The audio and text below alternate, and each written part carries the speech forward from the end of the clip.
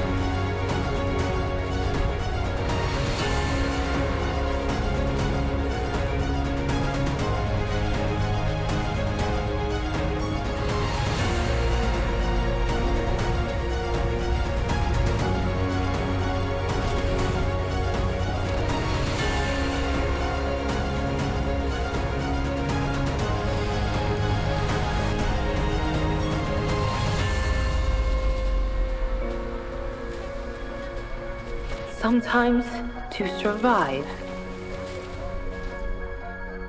we must become more than we were programmed to be.